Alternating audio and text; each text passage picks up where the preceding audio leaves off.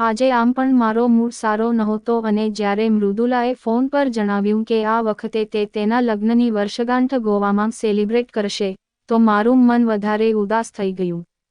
એક હું છું, બસ એટલું જ. તો મેં કહ્યું હતું કિશોરને કે કેસરી ફિલ્મ જોવા જઈએ, કારણ કે મને અક્ષય કુમારની ફિલ્મ ખૂબ ગમે છે. તો કહેવા લાગ્યા કે નકામા કામ કરવા માટે મારી પાસે સમય નથી. ઓફિસ જવું પડશે, ક્લોઝિંગ ચાલી રહ્યું છે. બીજી બાજુ જુઓ, રજા લઈને રાજન તેની પત્નીને ગોવા ટૂર પર લઈ જઈ રહ્યો છે. ઈર્ષા નથી થતી, તે મારી બહેન છે, તો ઈર્ષા કેમ થાય, પણ મારા ભાગમાં આ સુખ કેમ નથી? તે વિચારીને હું ઉદાસ થઈ ગઈ, કારણ કે હું પણ એ જ કુખેથી જન્મી હતી, જેમાંથી મૃદુલા. બસ 1 મિનિટનું જ અંતર હતું. તો પછી સુખમાં આટલું અંતર કેમ? શું થયું? ક્યાં ખોવાઈ ગઈ મંજરી? મૃદુલાએ પૂછ્યું. તો મને ધ્યાન આવ્યું કે તે ફોન પર જ છે. તારા માટે ગોવાથી શું લાવું?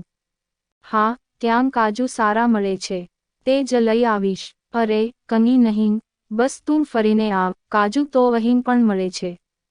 ત્યાંથી શું લાવીશ? મેં કહ્યું, પણ તે જીદ કરવા લાગી કે ના. હું કહું કે મારે શું જોઈએ? સારું ઠીક છે, જે તને ગમે તે લેતી આવજે. કહીને મેં કામનું બહાનું બનાવીને ફોન મૂકી દીધો. નહીં તો તે ખબર નહીં શું બોલીને મારું મગજ બગાડતી. તે અવારનવાર મને ફોન કરીને કંઈ ને કંઈ કહેતી રહે છે. જેમ કે આજે રાજન તેને મોલમાં શોપિંગ કરાવવા લઈ ગયો, આજે તેના પતિ સાથે તે ફિલ્મ જોવા ગઈ. ના પાડતી રહી, તેમ છતાં રાજન તેને હોટલમાં ડિનર કરાવવા લઈ ગયો. આજે રાજન તેના માટે સાડી લાવ્યો, આજે રાજન તેના માટે ઝુમખાં લાવ્યો. અરે, તેની વાતો સાંભળીને મારા તો કાન દુખવા લાગે છે. ક્યારેક તો લાગે છે કે તે મને બાળવા માટે આવું કરે છે.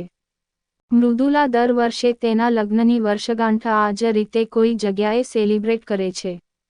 ક્યારેક સિમલા, ક્યારેક દાર્જિલિંગ, ક્યારેક સિંગાપુર અને આ વર્ષે ગોવા. પણ કિશોરને એક વાર પણ નથી લાગતું કે આપણે પણ ક્યારેક કોઈ સારી જગ્યાએ વર્ષગાંઠ સેલિબ્રેટ કરવી જોઈએ, પણ તે તો આ વાતને ફાલતુ ખર્ચ માને છે. કહે છે કે આ બધું નાટક છે. એકદમ જૂના જમાનાનો છે કિશોર. અને બીજી બાજુ મૃદુલાના પતિ રાજન એટલા જ નવા અને રોમેન્ટિક વિચારસરણીવાળા છે. એકદમ મારી જેમ. હું પણ જિંદગી જીવવામાં વિશ્વાસ રાખું છું, ન કે ઝેલવામાં. સારા કપડાં પહેરવા, હોટલમાં ખાવું, પાર્ટી કરવી, ઢગલો શોપિંગ કરવી મને ગમે છે, પરંતુ મારો કંજૂસ પતિ આ બધું કરવા દેતો ને. ક્યારેક તો લાગે છે કે તે જ મહિલા સુખી છે, જે કમાય છે.